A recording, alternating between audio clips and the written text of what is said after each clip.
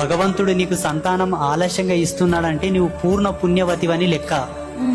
కౌశల్యదేవి ఒకానొక సందర్భంలో నారదంతోన బాధపడుతుందంట.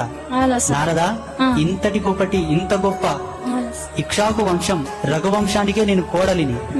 ఈ వంశజులు ఎన్నో దాన ధర్మాలు చేసి ఉన్నారు. భలే నేను పాపినై ఉన్నను. ఈ వంశంలో అడుగిడిన తర్వాత ఈ వంశం యొక్క ప్రతిష్ట, ఈ యొక్క ధర్మం నాకును ఆవరణం చెందుతది కదా, ఎందుకు నాకు పిల్లలు పుట్టట్లేదని నారదుని అడుగుతున్నామే. అప్పుడు నారదుడు చెప్తాడు, పిల్లవగానే సంతానం అయిపోతే మన తేజస్సుతో, మన ధర్మంతో, మన యొక్క కళాకర్షణ శక్తితో పిల్లలు పుడతారు. ఇన్నాళ్ళు నీకు పిల్లలు పుట్టట్లేదు అనే కారణం చేత ఎన్ని నోములు నోసావు, ఎన్ని పూజలు చేశావు, ఎన్ని వ్రతాలు చేశావు, ఎంతమంది సాధువుల యొక్క పాదాలు గడిగావు, ఎంతమంది తోటి వేదాశీర్వాదం తీసుకున్నావు, ఎన్ని దేవాలయాల దర్శనాలు చేసుకున్నావు, ఎన్ని పుణ్యతీర్థాలు సేవించావు. ఇంతటి మహిమ చేత పుట్టినటువంటి బిడ్డ ఎంత గొప్పవాడై పుడతాడు. ఇన్ని నోములు నువ్వు నోయవలసి ఉన్నది కాబట్టే ఇన్ని రోజులు భగవంతుడు నీకు సంతానం ఇచ్చిలేడని చెప్పి